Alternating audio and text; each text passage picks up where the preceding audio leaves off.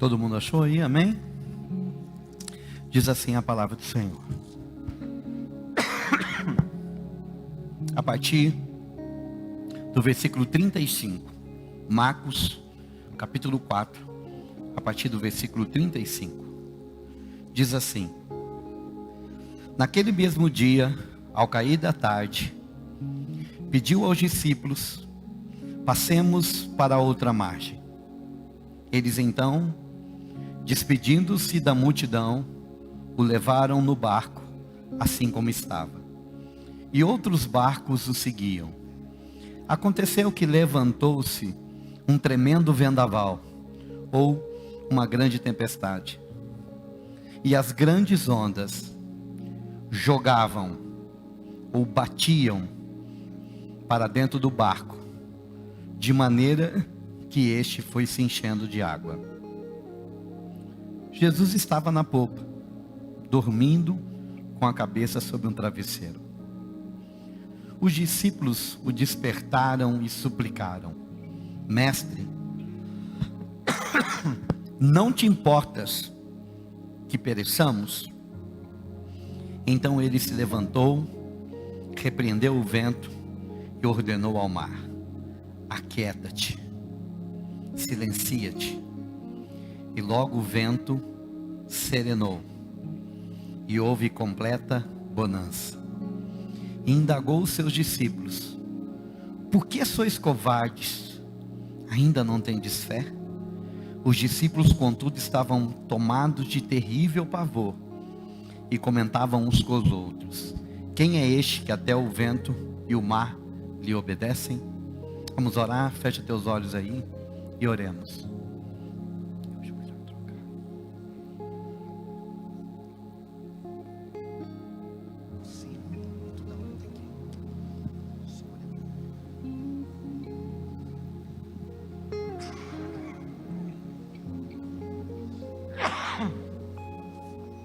Espírito Santo, fala ao nosso coração, em o nome de Jesus, amém. Muito bem, queridos, esse texto, muito conhecido, e ele fala a respeito de quando Jesus foi até uma cidade chamada Gadara, porque lá havia 2 endemoniados. O evangelho de Marcos e o evangelho de Lucas, eles falam de um endemoniado. O evangelho de Mateus, ele vai falar de 2 endemoniados, não porque há contradição neles, mas nós temos que entender que cada evangelista que escreveu os evangelhos, na verdade eles contavam da perspectiva e da lembrança deles. Mateus fala de 2 porque ele amplia o quadro, ele amplia a história, ele mostra todos os detalhes da história. Agora Lucas e João, eles focam naquele que dava mais problema. Tinha um que era mais bravo, tinha um que era mais difícil, então eles focam nesse. Mas o que nós temos que entender é que Jesus então vai até essa cidade chamada Gadara, e é muito interessante que quando Jesus encontra aquele homem está possuído, mas a possessão dele é tão poderosa, que era impossível que segurasse aquele homem. Os evangelhos dizem que correntes não seguravam eles, que havia uma estrada que fazia passagem para aquele lugar, e a cidade ela sofria, porque a agressividade daqueles homens era tão poderosa, que o texto no original grego diz que ela era kalopós, que significa eles eram ameaçadores, ferozes, perigosos, eram como animais imprevisíveis, e traziam então muita dificuldade. E é interessante quando a gente vê essa relação, eu posso fazer ideia disso. Eu me lembro que Há muitos anos atrás, tinha uma família aqui em Limeira, que ela botava o terror em Limeira. Era a família dos 13, não sei quantos já ouviram falar isso. Eles eram homens violentos, 13, e tudo quanto coisa você ouvia falar que acontecia. Alguém lembra disso? Isso é quase que cultural aqui na cidade. E eu vejo isso também, a dificuldade. Ontem eu estava no médico, na UPA, e de repente chegou um rapaz alcoolizado e também drogado, e ele começou a trazer muito transtorno, xingar, brigar, falar. Ele deu bastante trabalho mesmo. E aí dá para a gente perceber como uma pessoa descontrolada, Jimmy, como uma pessoa fora do seu lugar normal, né, do bom senso, de pessoa equilibrada, a gente percebe como que isso pode atrapalhar não uma, mas muitas pessoas. E esses homens, eles tinham trazido, eles eram acorrentados e tinham acorrentados uma cidade sofria, não podia passar por aquele lugar. E é interessante que quando Jesus encontra aquele homem, você vai perceber que o único lugar na Bíblia que Jesus pergunta: qual é o teu nome? Você não vai encontrar nenhum outro lugar que Jesus vai enfrentar demônio que ele vai perguntar qual é o teu nome. Só nesse lugar que Jesus faz a pergunta: qual é o teu nome? E baseado no que o pastor Rick Renner, os estudos dele, ele diz que quando Jesus se refere a ele, sai, a palavra ali é sai desse homem, ou retira-te desse homem. A ideia do grego não é sai numa ordem só. Ele mandava os demônios sair, e saía, e saía, e saía, e saía, e estava demorando para o homem ficar liberto, ao ponto de Jesus dizer: o que é isso? Qual é o teu nome? E aí que ele então se revela: nós somos muitos, o meu nome é Legião. E quando ele diz Legião, ele se refere à quantidade de demônios que tinham. E quando ele usa esse termo Legião, era muito simples e era algo muito comum da época, porque a dominação romana tinha, né, batalhões que se chamavam Legião, que era 6.000 homens. Uma legião de soldado do exército romano tinha aproximadamente um pouco mais, 6.000 homens, era o número de uma legião. Então aquele homem, ele possuía dentro dele, pastor Francisco, 6.000 demônios. Sabe o que é isso, Marta? Pensou você ficar expulsando um por um? Meu irmão, já tive experiência com demônios, com alguns, e já tive experiências com demônios que demoraram a sair, lembra? Quem estava lá em Cochal aquele dia do evangelismo? Quem estava lá? Levanta a mão aí, deixa eu ver quem estava lá com a gente. Vocês achou que não ia sair, né? Você achou que não ia sair, né, Antônio? E demora, irmãos, tem um que demora, porque antes sai, aquela bagunça toda. E aí, Jesus então expulsa aquele homem, aquele demônio, e o demônio vai embora.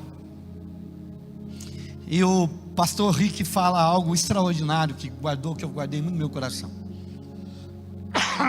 Ele diz assim: se um ser humano tem a capacidade de receber 6.000 demônios, qual que é a capacidade que um homem e uma mulher pode para receber Deus dentro dele? Se um homem é capaz de ter 6.000 demônios, você tem ideia de como pode ser a nossa expansão para receber Deus dentro da gente? Sabe o que eu começo a entender, meu irmão? E eu vou falar isso daí dando um tiro no meu próprio pé. Muitas vezes, meu irmão, a gente tem falado de pessoas cheias do Espírito Santo, mas eu acho que tem poucas pessoas hoje no mundo cheias do Espírito Santo. Eu acho que tem pessoas tocadas pelo Espírito Santo. Eu acho que tem pessoas que têm espasmos, mas cheia, cheia como aquele homem tinha 6.000, até a tampa de Deus. É por isso que eu também acho que o homem e a mulher de Deus, ele tem que buscar batismo todos os dias. Todos os dias nós temos que buscar uma porção maior, uma revelação maior. É por isso que a Bíblia diz assim, ó: conheceis e prossigais em conhecendo ao Senhor. É um lugar, meu irmão, na onde eu e você precisamos de entender que nós podemos receber o Senhor todos os dias, que nós podemos nos converter todos os dias, que nós podemos ser cheios todos os dias, que todos os dias nós temos que buscar algo novo de Deus, uma experiência nova, uma revelação nova. Como diz o pastor Nata ontem, meu irmão, a Bíblia aqui, ó, a Bíblia que você tem na mão, ela é o Logos de Deus, ela é o escrito de Deus, ela é a palavra escrita de Deus. Agora, meu irmão, tem a palavra rema, aquela que é viva, aquela que vem, que traz uma revelação, que te põe no outro lugar, que te entrega algo. Nós precisamos cada dia mais dessa palavra rema, mas o que nos leva à palavra rema é o contato com o Logos.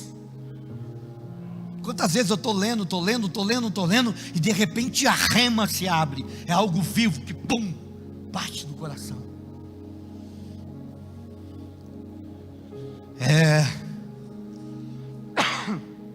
Mas vamos voltar, porque esse é o contexto, esse era o objetivo de Jesus. Jesus tinha que ir lá do outro lado, Baro, salvar uma cidade, e salvar 2 homens que estavam acorrentados muitos e muitos anos por Satanás. O propósito de Jesus em ir, o objetivo de Jesus, Jesus sabia porque que ele tinha que atravessar e ir até aquela cidade.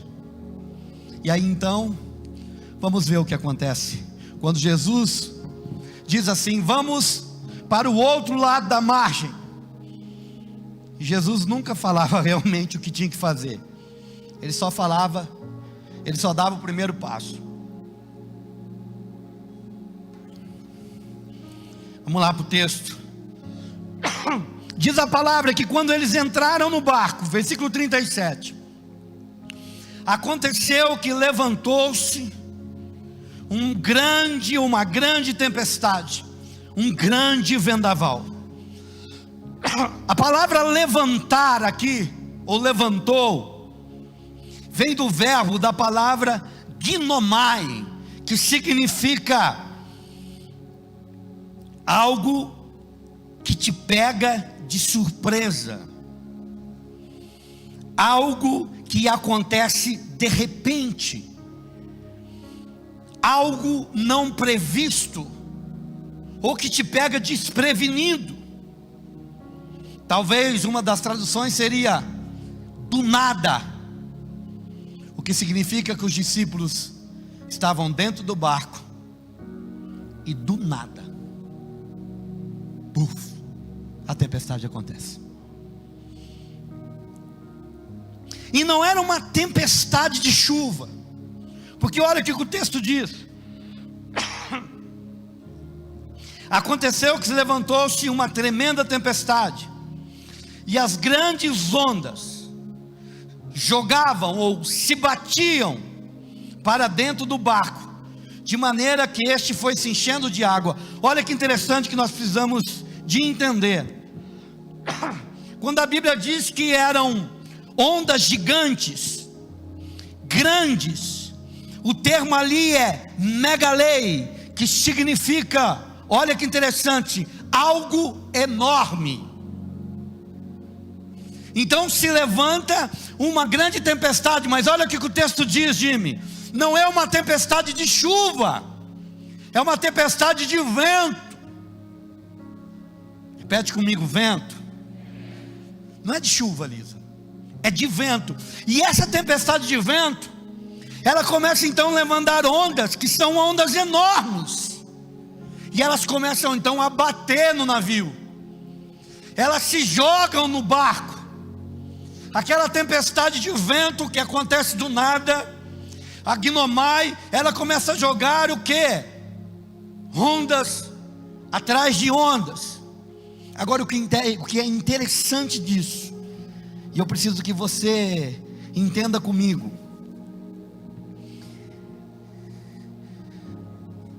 naquele corredor ali onde eles estavam, ao norte da Galileia, havia várias montanhas, e quando a atmosfera mudava, aquela corrente, ou aquele corredor de montanhas, podia trazer então muito vento.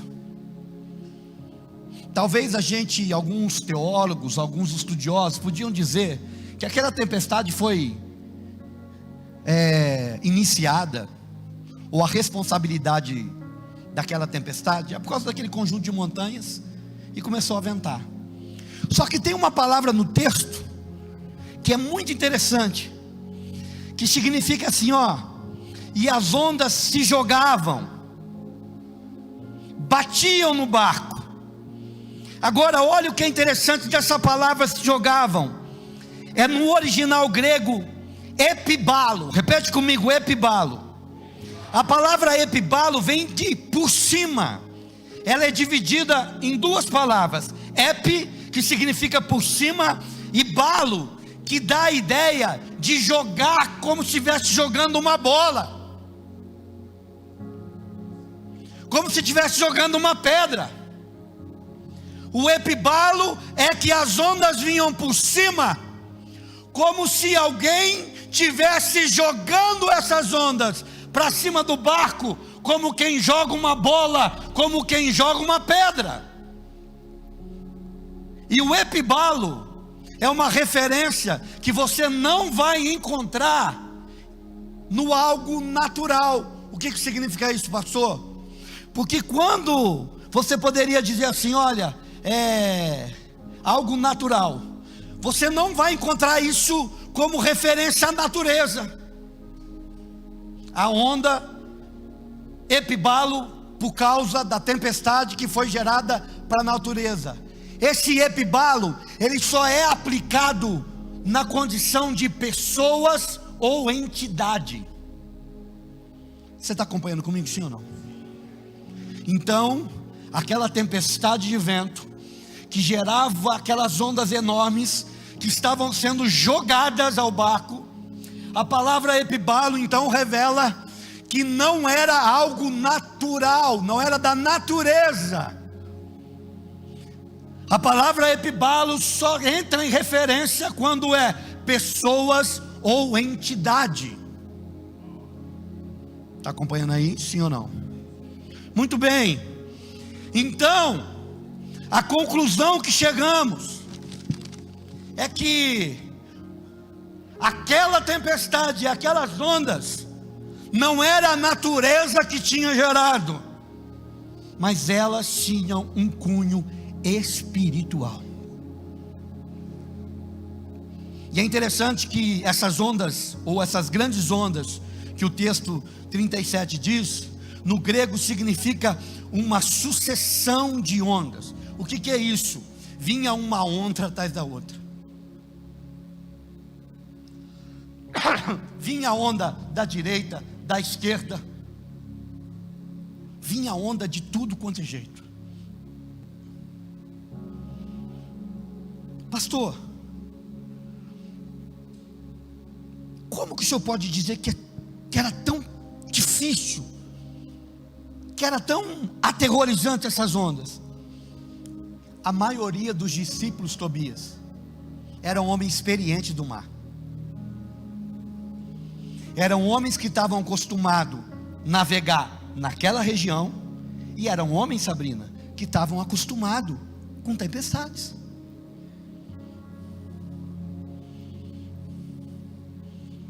Mas aqueles homens ficaram aterrorizados.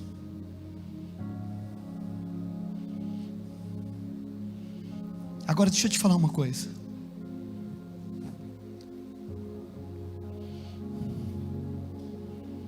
A Bíblia diz que Jesus dormia numa almofada, num sono profundo, no meio de toda aquela tempestade. A Bíblia diz que os discípulos estavam tirando água do barco, desesperado, homens experientes, e Jesus dormia.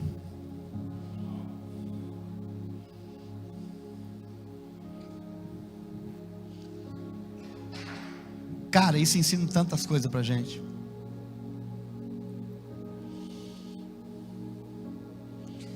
Enquanto os discípulos estavam lá morrendo de medo, morrendo de afundar, correndo tirando água do barco, por causa de uma tempestade de vento, Jesus dormia.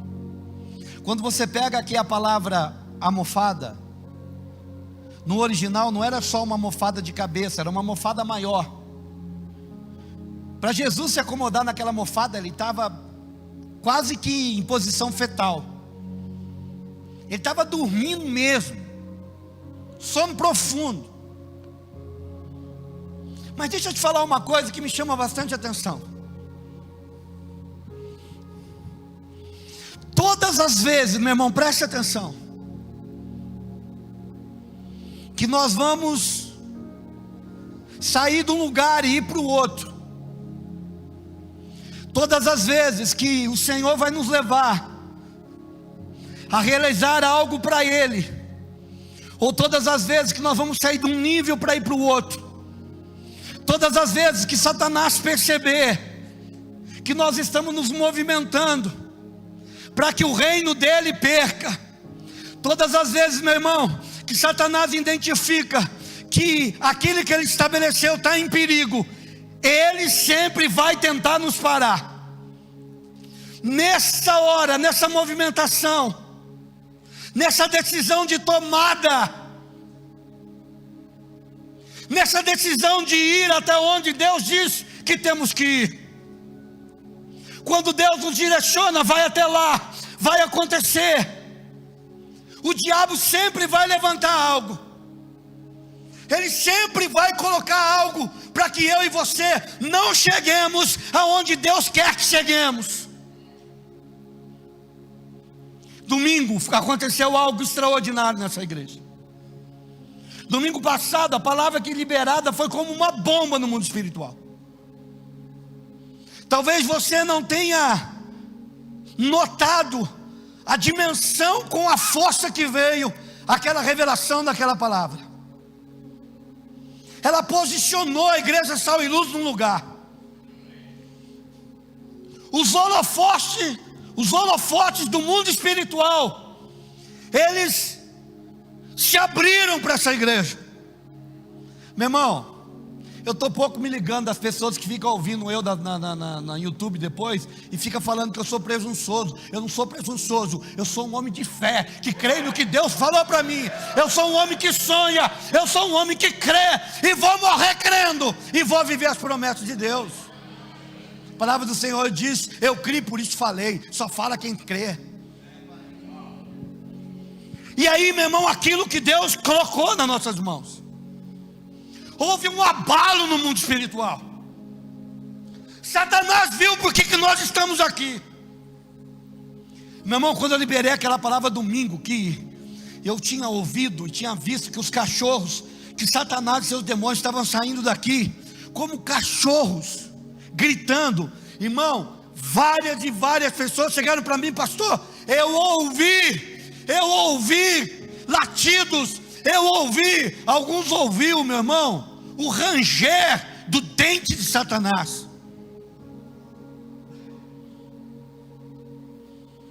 Teve uma irmã que chegou para mim e falou: pastor, quando eu estava ministrando, chegou um demônio atrás do senhor para tirar a autoridade que Deus tinha te dado. Mas ao mesmo tempo que esse demônio chegou um anjo guerreiro, um anjo poderoso, que ele chegou atrás, pastor, e tirou esse anjo, esse demônio. E aí, meu irmão, eu quero te ensinar uma coisa, preste atenção. Toda palavra que você ouvir nesse lugar, nesse momento, nesse lugar sobrenatural, que não tem como comprovar, sabe o que você faz? Você recebe com fé e guarda no teu coração. É assim que a palavra diz. Você testa a palavra, você deixa ela, você ouve, recebe, crê e deixa ela lá, porque Deus vai confirmar. Na terça-feira, conversando com outro irmão, ele chegou para mim e falou: pastor, eu estava atrás do senhor, de repente eu ouvi um anjo poderoso, pastor, um anjo de Deus guerreiro, porque ele tinha marcas de espada no braço. Pastor, ele veio atrás do Senhor, foi frações de segundo. Eu falei, uau, por 2 palavras, por 2 testemunhos, a palavra é confirmada. Então aconteceu.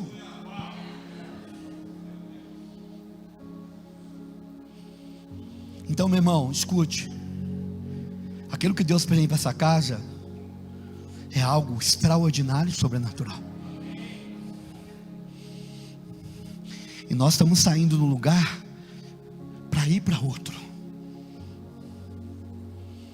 Deus disse para Abraão, sai da tua terra. Deus disse para Josué, levanta. Meu irmão, Deus dá ordem, Ele espera o posicionamento e a decisão de obedecer. É uma ação conjunta para a promessa se estabelecer. É uma ação conjunta para aquilo que Deus vai fazer. Ele pede para você fazer, você levanta e faz o que Ele pediu, crendo. Deixa eu te falar uma coisa, eu estou ficando meio preocupado, mas essa preocupação tem me levado à oração, porque toda preocupação cessa quando você derrama toda ela no altar de Deus. Quando eu começo a ficar preocupado, eu me ocupo de oração, porque a preocupação sem nada é oficina do diabo. Você entra em desespero, em aflição, e não te leva a nada. Você fica pré. Mas quando eu começo a me preocupar, eu me ocupo de oração, e ali eu encontro segurança. Hoje um dos lugares mais seguros que eu me sinto é em oração. Uma palavra que Deus tem me dado para esses dias, e eu tenho falado ela todo dia, e eu quero compartilhar com você, igreja. Eu entendo, Maurício, eu entendo, Lisa, eu entendo, Marli, que todas as vezes que Deus dá uma palavra para a gente, Alan, é porque Ele espera que a gente viva. E aquela palavra, Flávia, na verdade ela vai ser uma palavra para você agir na hora que deve agir. Quando Deus disse assim para Josué, não temas, é porque Josué ia viver momentos que ele ia ter medo. Ele tinha que enfrentar exércitos que ele não era capaz de ganhar. E quando você não é capaz de ganhar alguma coisa, você tem medo. Aí Josué precisava de lembrar que a palavra que Deus deu para ele, não temas. Quando Deus te dá uma palavra, é porque você vai precisar de usar ela. É porque você vai precisar de enfrentar essa palavra, a situação com a palavra que Deus te deu. E a palavra que Deus me deu para esses primeiros dias de janeiro desse ano, e agora então com o decorrer das coisas eu começo a compreender, quando Ele diz assim, Provérbios 3, 5 e 6, confia no Senhor de todo o teu coração, não te estribes, não confie no teu entendimento, reconhece-o em todos os teus caminhos, e Ele endireitará as tuas veredas. Eu tenho me ministrado todos os dias, porque eu estou aprendendo que eu preciso de confiar no Senhor, nele, só nele, nem mais ninguém. Eu não confio para resolver as coisas. Primeiro, eu não posso confiar em mim, eu não posso confiar em pessoas. Para aquilo que nós temos que viver como igreja, eu não posso confiar, a não ser no Senhor. Confie em mim de todo o teu coração. E aí Ele vai dizer, não tente resolver as coisas, porque pastor tem mania de tentar resolver as coisas com habilidade de falar, porque tudo pastor fala, e a gente tem que tomar cuidado, porque a gente confia que a gente é capaz de ganhar as pessoas falando.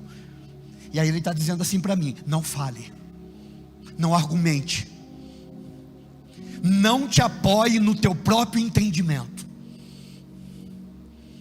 me reconhece em todos os seus caminhos. Sabe o que é reconhecer? O Senhor vai fazer, o Senhor está tomando conta, Ele é fiel, é Ele, é Ele, é Ele, é Ele, não sou eu, é Ele, é Ele, é Ele, em todos os caminhos, bons e maus, em tudo que está acontecendo, coisa boa e coisa ruim, o Senhor é aquele que vai resolver. E aí vem o arrebatamento, e Ele vai endireitar. Quando diz que vai endireitar, é porque tem coisa que está errado e precisa de se endireitar, e Ele vai endireitar tuas veredas. porque a vereda do justo é como a luz da aurora, que vai brilhando, brilhando, até ser dia perfeito. Tenho descansado nessa palavra, mas tenho que me ministrar todo dia. Todo dia o Espírito Santo me faz lembrar dela.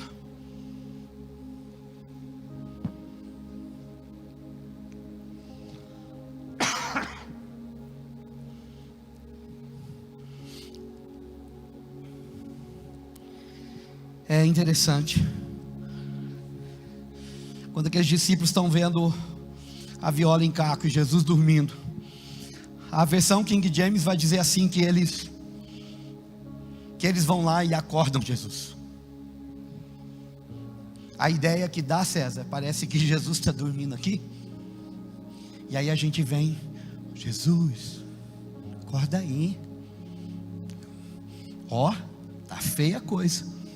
Não, no original, a palavra acordar é da mesma origem da palavra ressurreição. Eles quase que ressuscitaram Jesus daquela mofada. Levanta aí, acorda. Você não está vendo? Levanta aí. Onde você já viu? Só faltou chamar ele de doido. Levanta aí, doido. Olha como é que está a coisa. Fala a verdade, meu irmão. Na hora do desespero,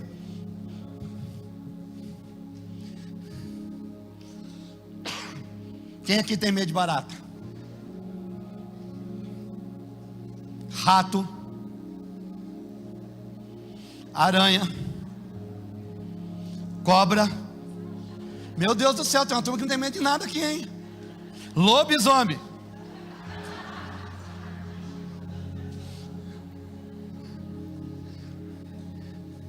Meu irmão, quando você vê uma coisa que você tem medo, você fala: ah, chama alguém aí, me socorre.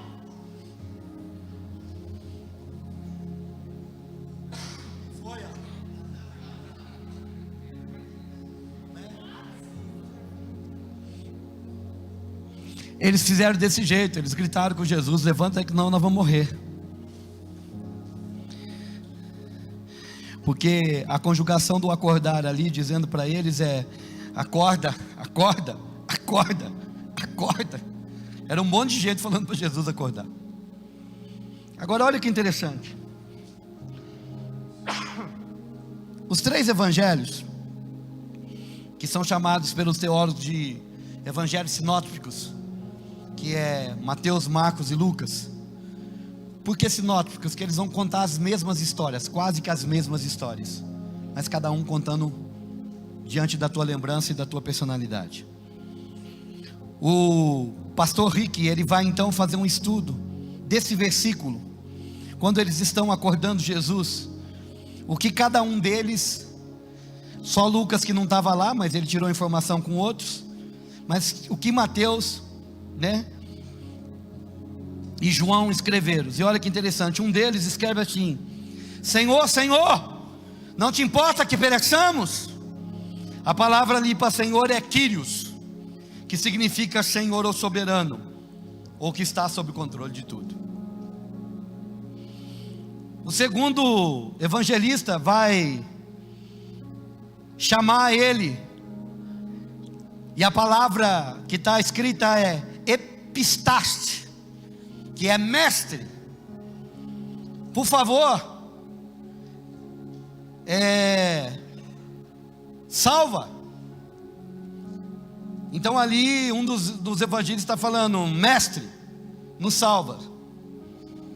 E o terceiro, ele vai usar então a palavra professor, mas ele vai acrescentar algo que não tem em nenhum deles, que é essa palavra grega que eu disse, epistaste, que é constituída por 2 palavras, rep, ou ep, que significa em cima, e state, pedestal.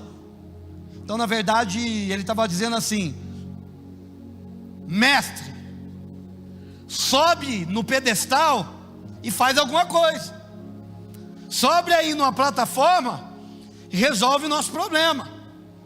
Então o primeiro estava dizendo assim: Senhor, Kyrios, tu és soberano, faz alguma coisa. Não deixe que morremos.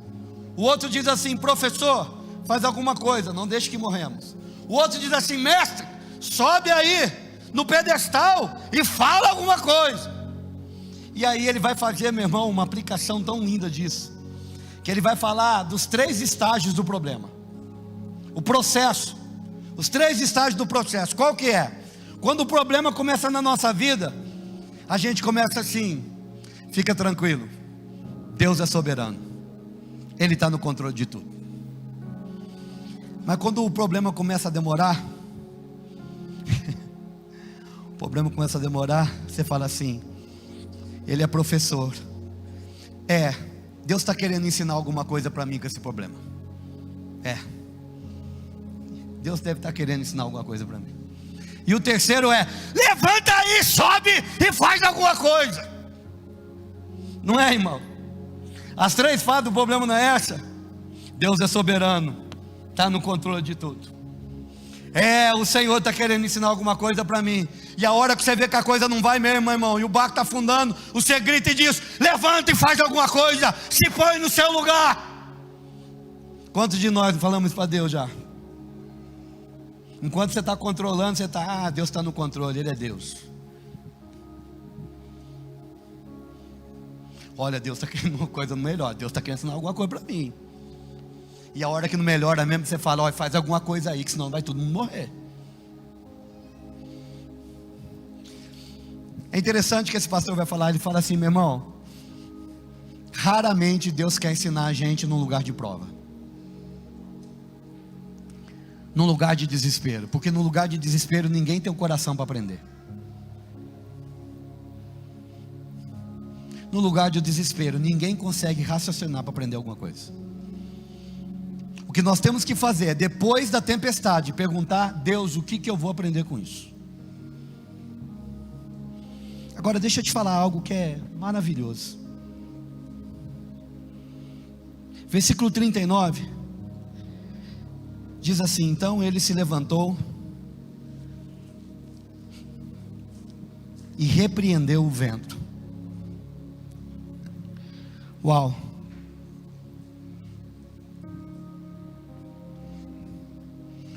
O que estava batendo no vento? No que estava batendo no barco? As ondas. O que estava batendo no barco eram as ondas que estavam enchendo de água. E quando Jesus levanta, Ele não fala com as ondas primeiro. Ele fala com aquilo que estava causando as ondas. E não era o vento. Porque não era uma tempestade de chuva, era uma tempestade de vento. Quando Jesus levanta, Ele não olha para o sintoma,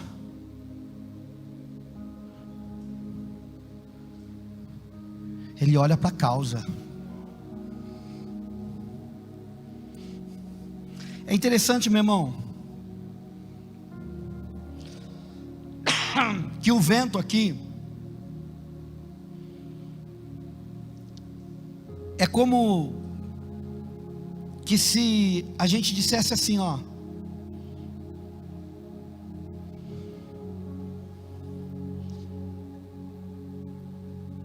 o vento é aquilo que eu não vejo,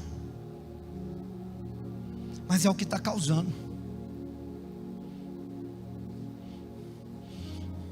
Jesus tem a capacidade de reconhecer qual é o problema, e como Ele sabia que não era natural, Ele já entendia o que era, e com certeza aquela tempestade estava sendo causada por uma entidade demoníaca, que não queria que Jesus chegasse até a próxima estação, que era Gadara. Ele não queria que Jesus se movesse, ele e seus discípulos, para salvar uma cidade, e salvar 2 homens que precisavam dele.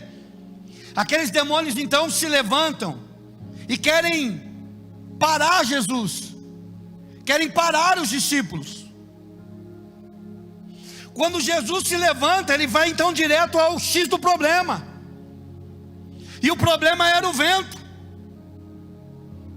E olha que interessante, essa palavra repreender o vento, repreender aqui, é do verbo epitimal.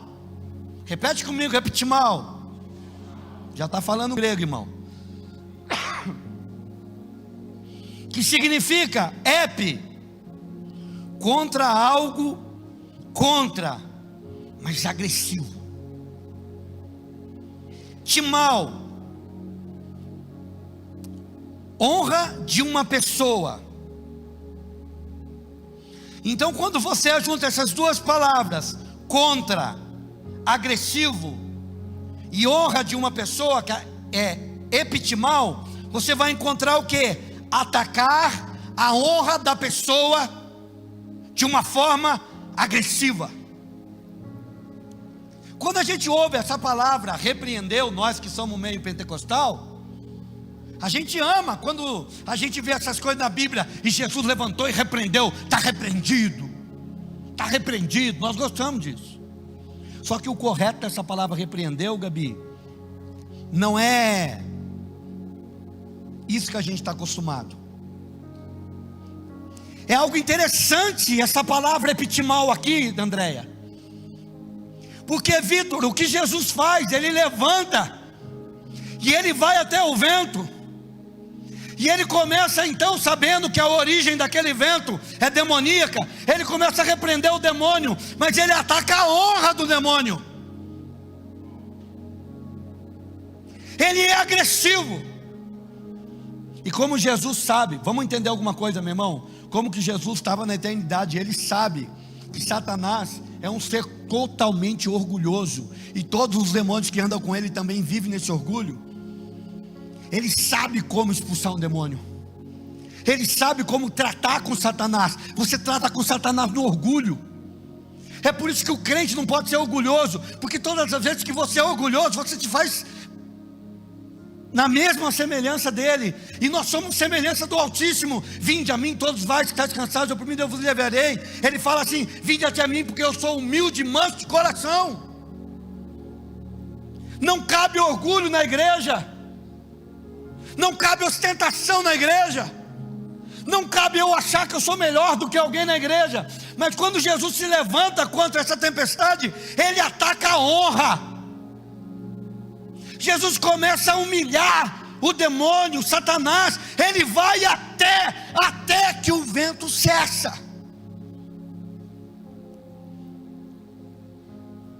Agora, sabe o que eu aprendo com essas duas coisas? Sabe a onda, a água que está entrando no mar, no barco? Ela é a distração, ela não é o problema. Escute, meu irmão, o problema que você está lutando é a distração. Aquilo que você vê, aquilo que está te batendo, aquilo que você está lutando para arrancar do barco, não é a origem. Muitas vezes o problema que a gente está enfrentando não tem a ver com aquilo que eu estou vendo e o que eu estou sentindo, tem a ver com o que está atrás disso causando. E aí a gente fica lidando com o quê? Fica lidando com a água, fica lidando com a onda. Mas o que fazia aquela onda, lembra? O que pegava e jogava aquelas ondas era aquela entidade. Jesus vem e fala para ela: para! Seu espírito imundo, seu espírito enganador, seu decaído, seu podre, seu sujo, seu encardido. Jesus começa a humilhar: eu sei quem vocês são, para com isso agora.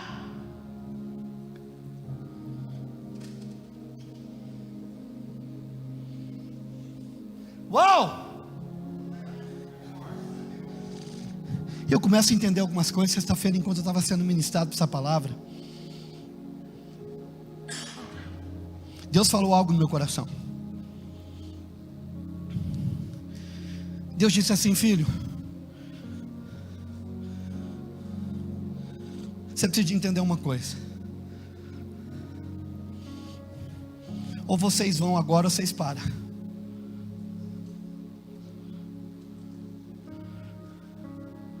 Igreja Sal e Luz, preste atenção no que eu vou te dizer.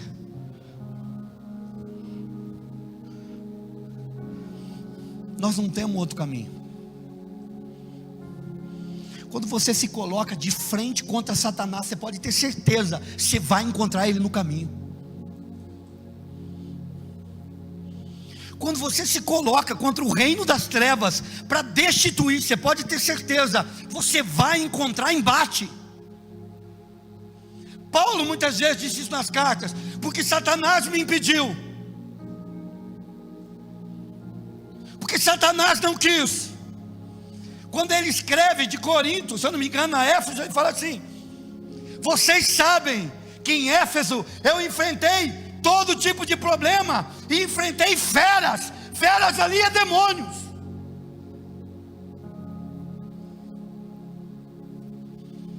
E sexta-feira Deus disse assim para mim: filho, você tem que entender uma coisa, vocês têm se posicionado, você tem se posicionado. Por que você acha que eu falei que você precisa de aprender a confiar em mim? Agora ele falou assim: para de olhar para a onda e olha para onde que tem, aonde é o problema. Deixa eu te dizer uma coisa, querido, uma das coisas que a gente vai aprender.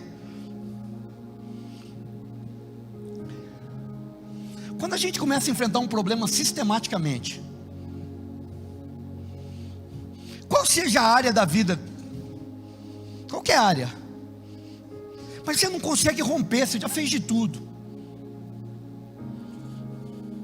Se é financeiro, você já fez curso de finança, você economiza, você faz de tudo, tudo.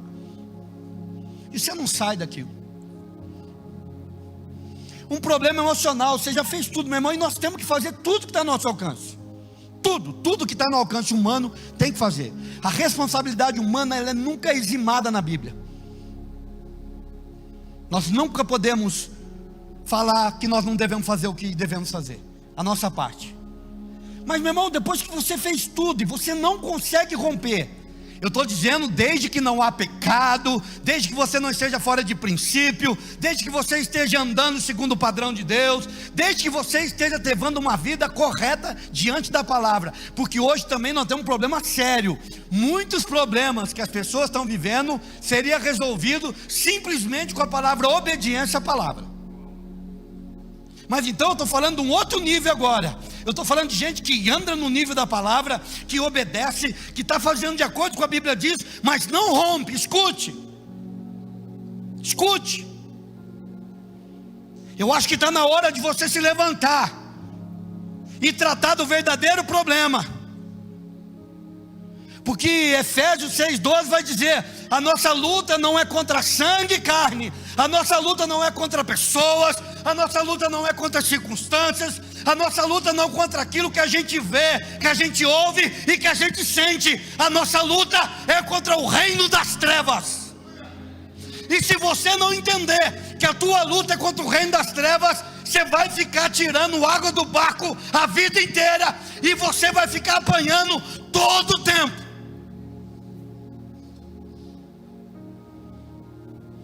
Porque ele pode não te matar, mas ele pode deixar você no meio do caminho para você não chegar onde tem que chegar. Ele pode não ter o direito de fazer você se afogar no mar, mas ele pode manter você ali.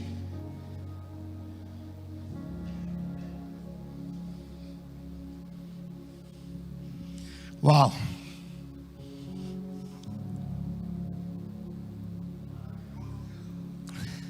Meu irmão, nós estamos andando num lugar que é perigoso, viu? Escute o que eu estou falando para vocês. Quero te dizer uma coisa: toda vez que você recebe um entendimento, uma revelação, você é responsável por ela.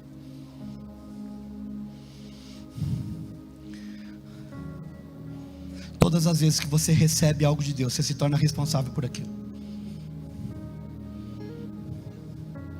Você precisa dar uma resposta na palavra que você está recebendo.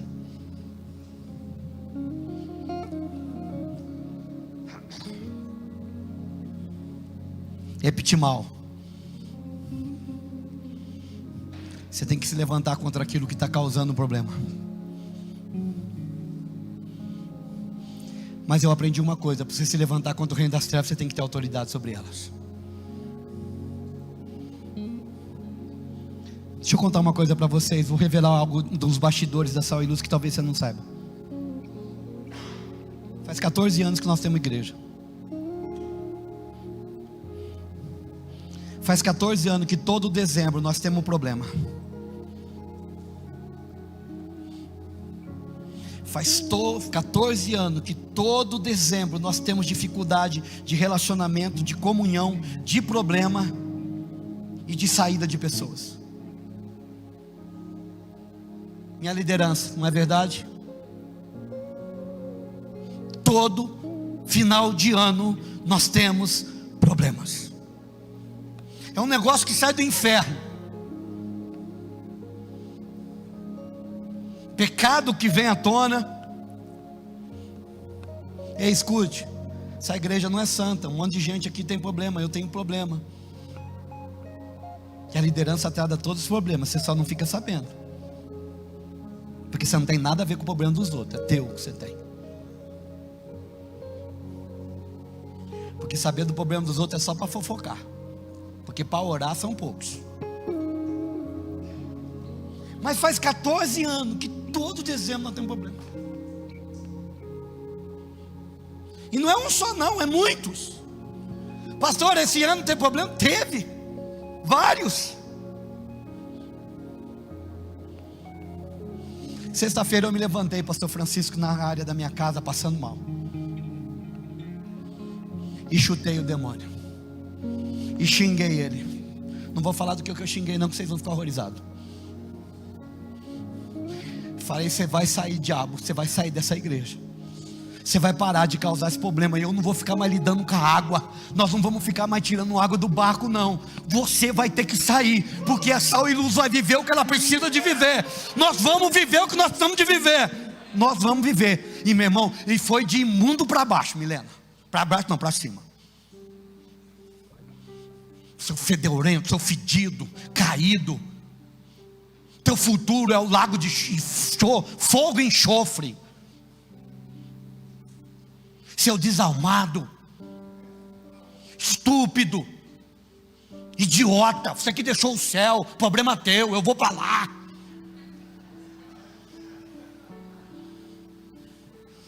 Rapaz do céu, começou um arrepio para lá, um arrepio para cá. Eu não sei se estava ventando mesmo, começou a ventar. E eu acho que eu fiquei querendo entrar. Eu falei, não, eu sou macho, eu vou ficar aqui, estou com Jesus.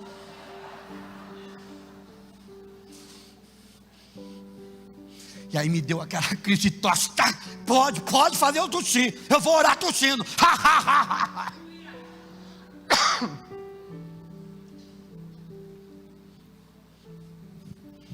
Mas eu quero falar uma coisa para você. Eu quero te chamar, igreja, para me ajudar a orar. Eu quero chamar você, igreja, para você se levantar na sua vida.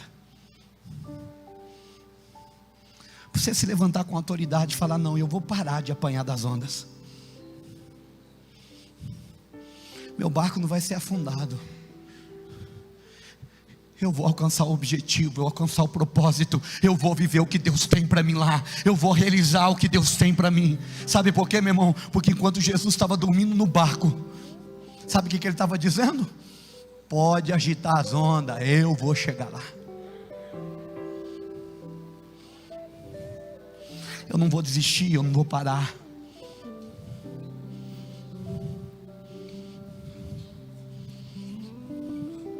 Sabe, irmão, essa mensagem me encheu de fé. Escuta, querido, escute, querido. Deus entregou já, Deus entregou o inimigo vencido. Mas você tem que se levantar para ele e falar, você está vencido.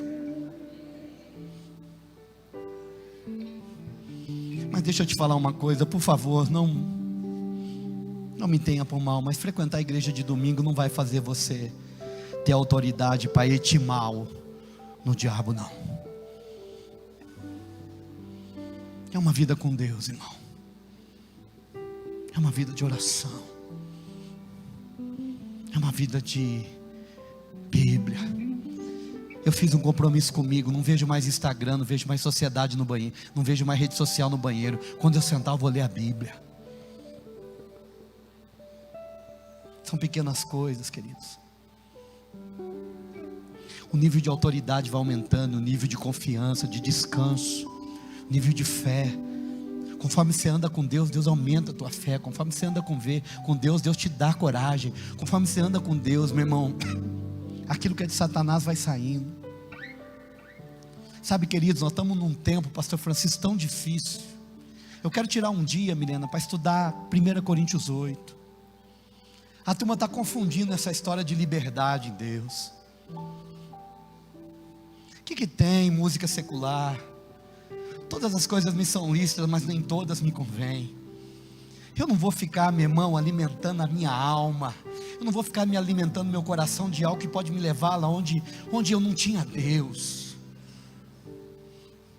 Ah, é pecado, pastor? Não, a conversa não é se é pecado. É pecado, é para criança, meu irmão. Não põe o dedo na tomada que dá choque. Certo e errado, meu irmão, é para criança. Não faz isso que não se machuca. Nós estamos falando de homens e adultos que querem o excelente, que quer o coração. E a palavra do Senhor diz que quando você aprender a separar o que, meu irmão? O santo do profano, eu vou te fazer boca de Deus. É outro lugar, querido. São outras escolhas. É outro coração, acorda. Não tem nada a ver com o céu. Tem a ver com trazer o céu na terra.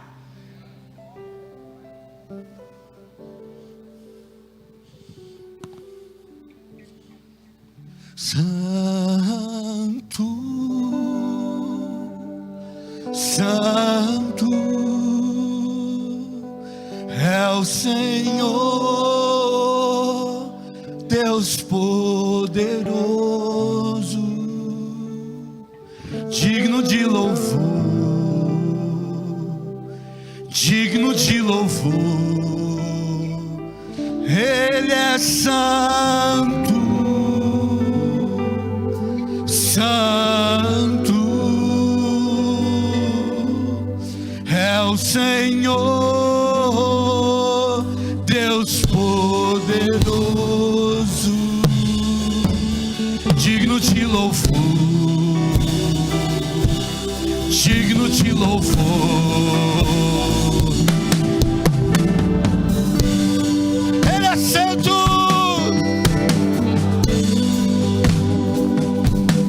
É o Senhor, Deus poderoso,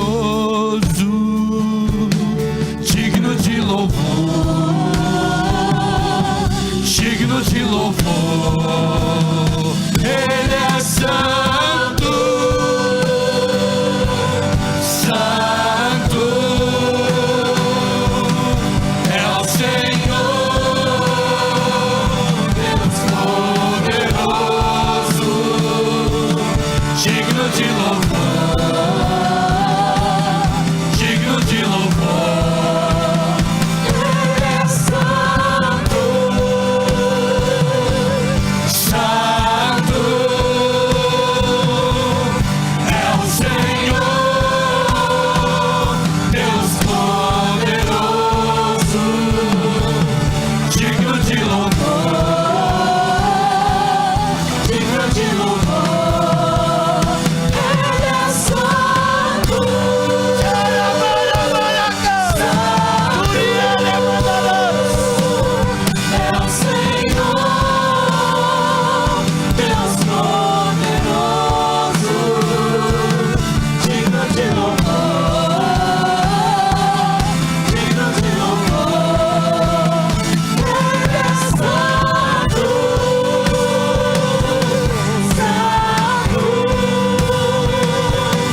é o Senhor,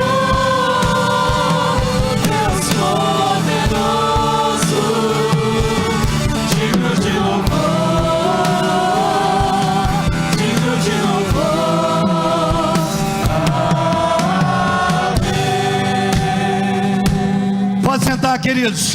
Não vamos voar ainda não. Tem um pouquinho ainda aí. Tem um golinho no copo ainda para beber.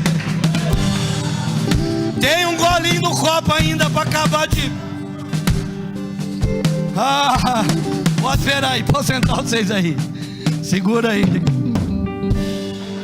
É que não deu, foi enchendo, foi enchendo, foi enchendo. Mas tem que liberar um pouco, meu irmão. Esse culto está na conta do pastor Francisco mesmo.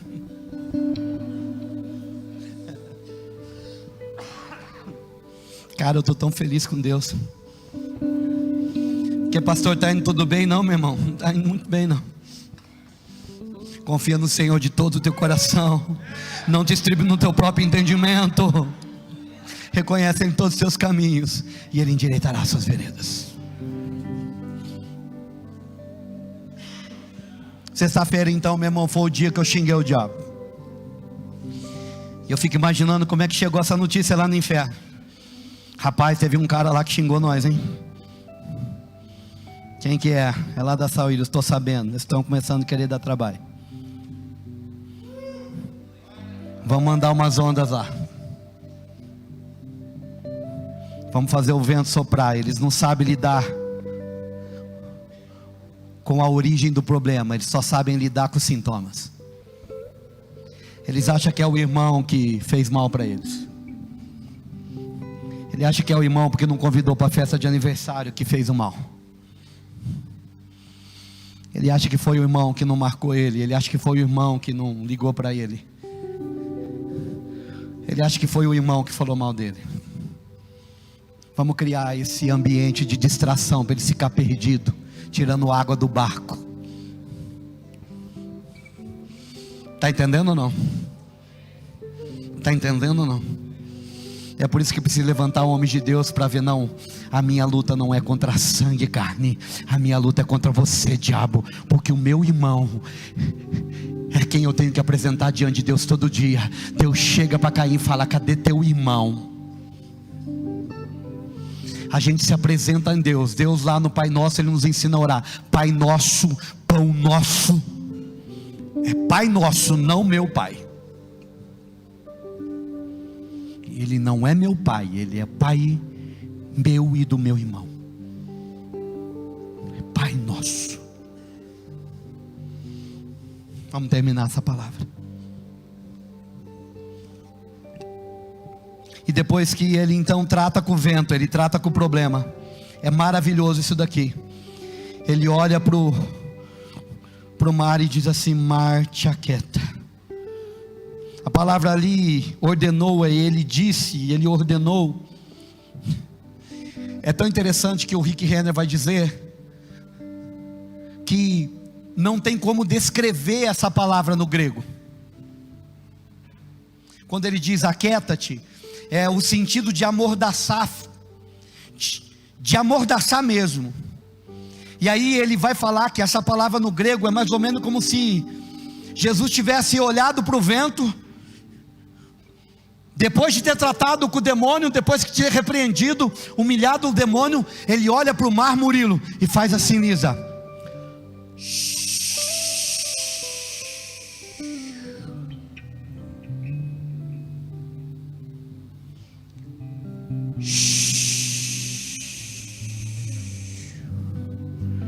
depois que você trata com o verdadeiro problema, você não precisa de esforçar para tratar com aquilo que você está vendo.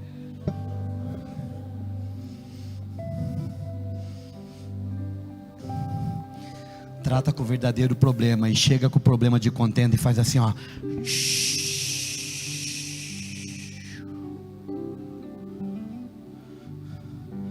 Trata com o verdadeiro problema e depois trata com o problema financeiro assim, ó. Problema financeiro.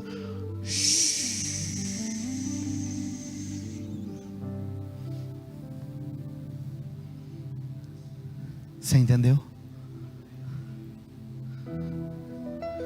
Nós estamos gastando força para tratar do que não é o problema. Nós estamos nos desgastando. Nós estamos sofrendo para tentar resolver do nosso jeito. Nós estamos tratando o problema com aquilo que nós estamos vendo. Homens e mulheres de Deus, e uma igreja que discerne o mundo espiritual, ela tem que saber aonde está o problema. Então, meu irmão, vamos aprender a lidar com o verdadeiro problema.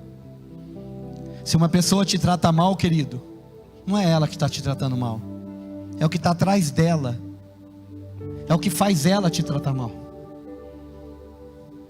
Se a pessoa é fofoqueira, você não tem que ter raiva dela, você tem que ter raiva do demônio do qual atua na vida dela com fofoca.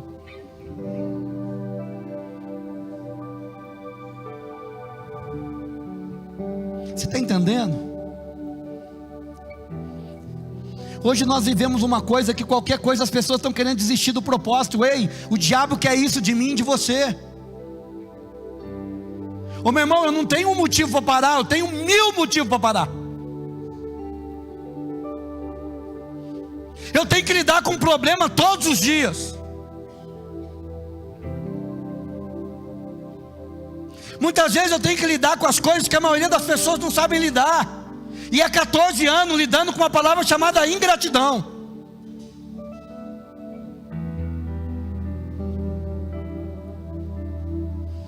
Mas Deus me colocou para amar as pessoas, independente se elas são gratas ou não, independente se elas sabem quem eu sou ou não. Eu sou representante de Deus e eu não posso parar. Deus conta comigo. Ele me chamou para isso. Eu só posso parar lá, ó, quando eu estiver para entregar minha alma para ser libada como uma unção de libação. Paulo diz lá em Timóteo, 2 Timóteo, quando ele estava pronto para ser decapitado, ele pede os livros, os pergaminhos, ele pede a capa, ele reconcilia com João, e ele diz assim: combati o bom combate, acabei a carreira e guardei a fé. O que eu espero agora, o que eu aguardo agora, é encontrar o meu Senhor e Salvador, porque eu estou dando a minha vida como libação. Ele estava derramando, ele derramou a vida dele diante de todos os anos em que ele serviu ao Senhor. E escute, Paulo não estava nas redes sociais ganhando milhões de likes, ele não estava ganhando ofertas milionárias. Paulo estava apanhando, sendo pedrejado, passando por naufrágio, encontrando demônios, mas ele foi chamado para isso, e ele não arredou o pé 1 milímetro daquilo que Deus tinha para ele.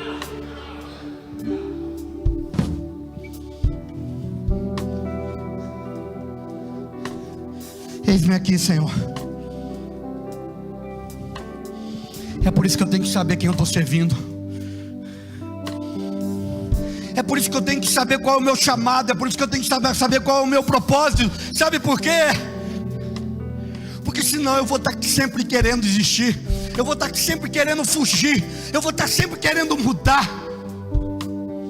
As pessoas são propensas a isso e elas não são culpadas. É muitas vezes uma estrutura fraca. Todas as vezes que eu encontro um embate, todas as vezes que eu encontro um obstáculo, uma obstrução, todas as vezes que eu tenho algum problema que eu não sei lidar, eu quero parar, eu quero desistir, eu quero ir embora, eu quero fugir, eu quero mudar de lugar. Isso se chama fuga geográfica.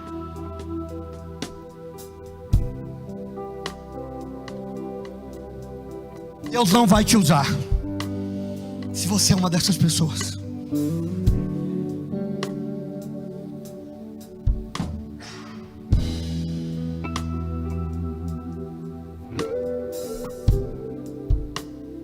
Meu irmão, eu disse ontem, quero repetir.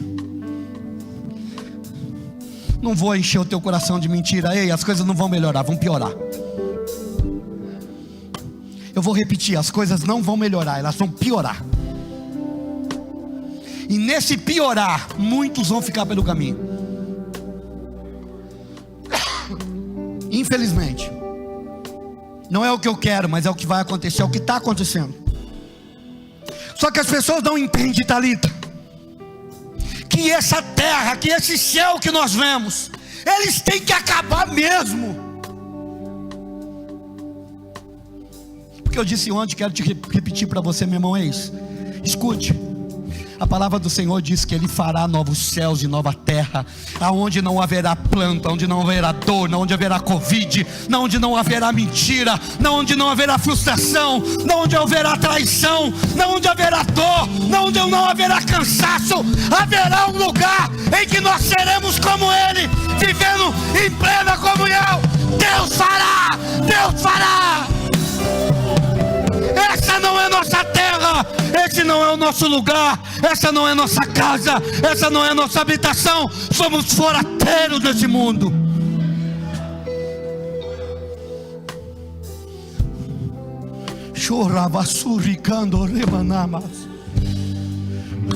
Estamos querendo nos acomodar, irmãos. Estamos querendo ficar confortável.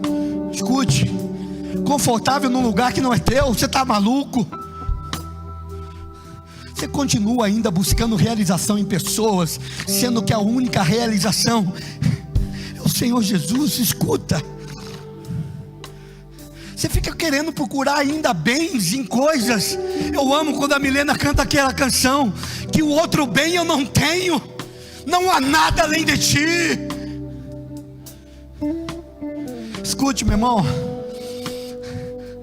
o nosso trabalho nessa terra não é para ir atrás de realizar sonhos de consumos, sonhos que custam dinheiro, meu irmão. Escute uma coisa, procure viver uma vida simples, uma vida pacata, uma vida, meu irmão, que você possa não ficar preso em coisas, que você não fique preso no serviço. Meu irmão, não estou dizendo para você parar de trabalhar, pelo amor de Deus, não faz eu ter que explicar titim por titim. Eu estou dizendo para você, pare de gastar tempo naquilo que não é pão.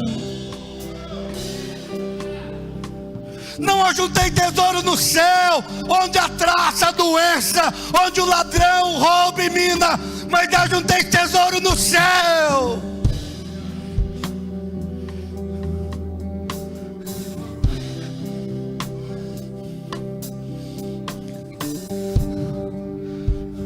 Estava orando hoje à tarde, e Deus começou a me dar uma palavra, Marta, sobre eternidade. E Ele disse assim para mim: filho,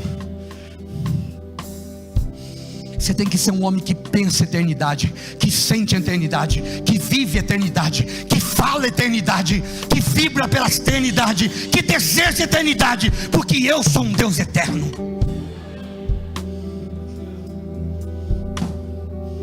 Não sei se você está entendendo. Tem hora que as minhas elucubrações me assombram.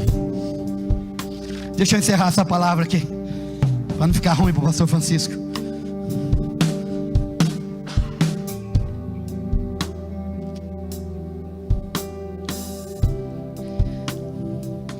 Depois de Jesus repetir mal no vento e na tempestade, a Bíblia diz que cessa. A palavra no grego cessa significa render-se da luta. Satanás vai se render, meu irmão, no nome de Jesus na sua vida. Faz assim com as mãos, todo mundo agora, que o profeta da casa vai profetizar. Eu profetizo na sua vida que tudo aquilo que Satanás tem se levantado, que toda palavra, que todos os planos adiam para a tua vida, que tudo aquilo que tem te prendido caia por terra em o nome de Jesus. Ele vai ter que se render aos planos e os objetivos de Deus na tua vida. Seja cheio, seja próspero do eterno, que você viva o sonho de Deus em o nome de Jesus. Deixa eu te falar uma coisa.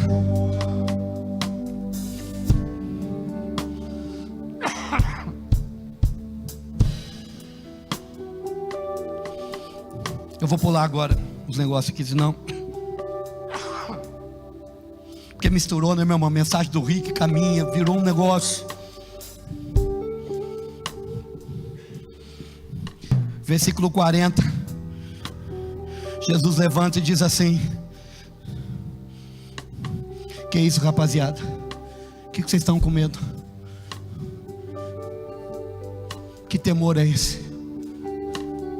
Sabe do que Jesus chama eles aqui no original? Covardes. Fico pensando,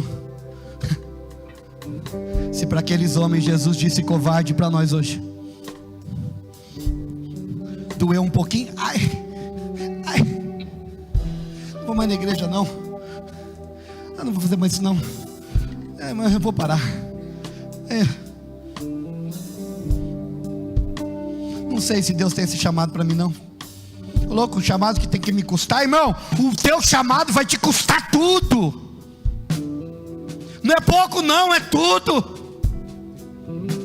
Um chamado que não custa tudo não é chamado.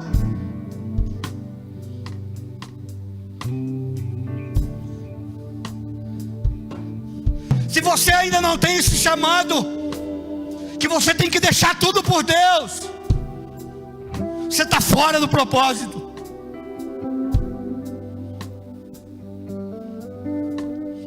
Eu amo a minha esposa, mas o dia que eu tiver que escolher entre Deus e ela, com certeza será Deus.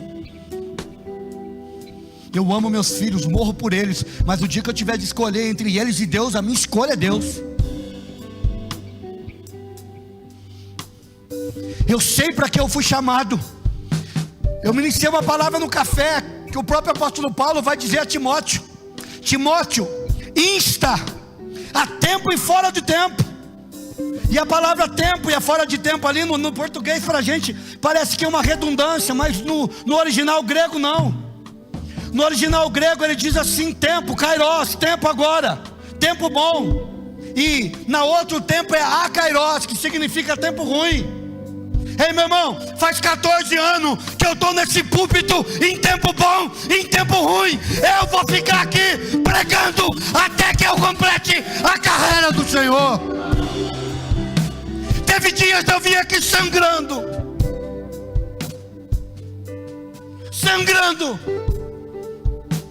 com vontade de sumir, de morrer. Mas aqui é o meu fronte, aqui é o meu chamado, aqui é a minha vida.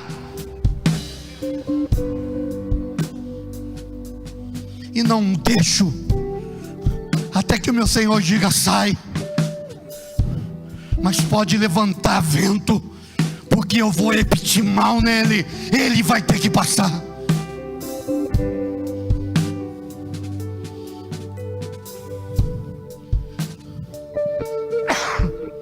Versículo 41, os discípulos descrevem: que homem é este que até o vento e o mar lhe obedece? A palavra grega que eles usam é opotassos, que significa um termo militar de soldados quando enfileiram-se, quando ouvem a voz do seu comandante. Os discípulos falaram: quem que é esse que quando manda o vento, o mar se enfileira, dizendo: eu te obedeço, eu estou aqui, tu és o meu comandante. E sabe o que me impressiona, Maurício? Que ele diz assim: eu não precisava de ter acordado, era para vocês ter feito isso. Tem certas coisas que nós estamos fazendo que parece que Jesus está dormindo. Ele está mesmo, porque Ele espera que você se levante e faça aquilo que Ele te ensinou a fazer. Quantas vezes falou: nossa, será que Deus não está vendo? Está sim, mas Ele te deu autoridade. Levanta você, repreende o vento e faz o problema. Efésios 6, eu vou encerrar aqui. Efésios 2 diz: a nossa luta não é contra sangue e carne, mas é contra principados e potestades. Você já conhece o versículo. Você vai encontrar 5 vezes a palavra contra. E pela regra teológica, quando você vai estudar um texto e você encontrar uma palavra repetida várias vezes, é que o autor está dando ênfase naquilo. Ele quer que você preste atenção no que ele está querendo te ensinar. E a palavra contra você vai encontrar 5 vezes nesse versículo. E a ideia que realmente nós temos, e os estudiosos também têm, é que quando você ouve a palavra contra, e ele, como estudioso do grego, ele vai dizer: eu esperava encontrar contra como um ente, ele lá e eu aqui contra. Mas ele tem uma revelação que ele vai ver, que Paulo vai usar 5 vezes. Não é a palavra contra, mas é a palavra proston, que é perto. Que ele vai encontrar essa palavra grega proston lá em João 1, quando diz que eles estavam todos unidos, que eles eram um, e o verbo estava nele, e o verbo era ele. Você vai encontrar essa palavra proston lá, que ele estava junto, face a face. Essa é a ideia. Agora olha que interessante, que quando você aplica isso daqui no texto de Efésios capítulo 6, versículo 12. Ei, tem momentos na nossa vida que nós vamos encontrar Satanás face a face. Você vai sentir o fungado dele, meu irmão.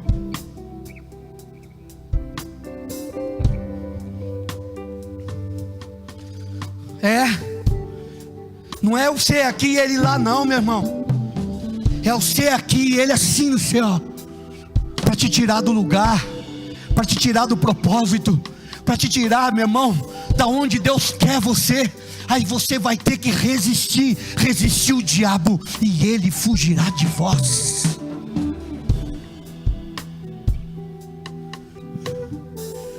Eu vou ficar por aqui.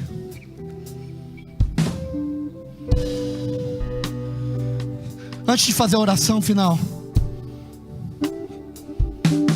vamos lá, Reina. Pode tirar aqui para mim, Rodrigo. Irmãos,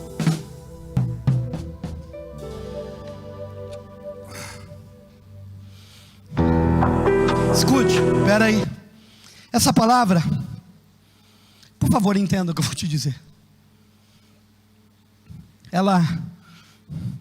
Primeiro ela entrou dentro de mim. Sabe quantas vezes eu já pensei em parar? Eu já pensei em aceitar convite de outros pastores, irmãos. Alguns anos atrás eu tive um convite de um amigo meu que queria me dar uma casa num condomínio com 6 mil de salário para mim ser pastor auxiliar. Pensa numa proposta tentadora. Pastor auxiliar, quem resolve é o presidente, eu estou fora. E foi num momento de muita dificuldade aqui, querido.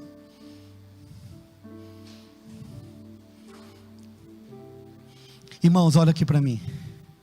Eu amo vocês, mas meu ministério não para em vocês. O meu serviço é entregue a Ele. Porque o dia que o meu serviço for para vocês, quando a resposta não for o que eu espero, eu paro.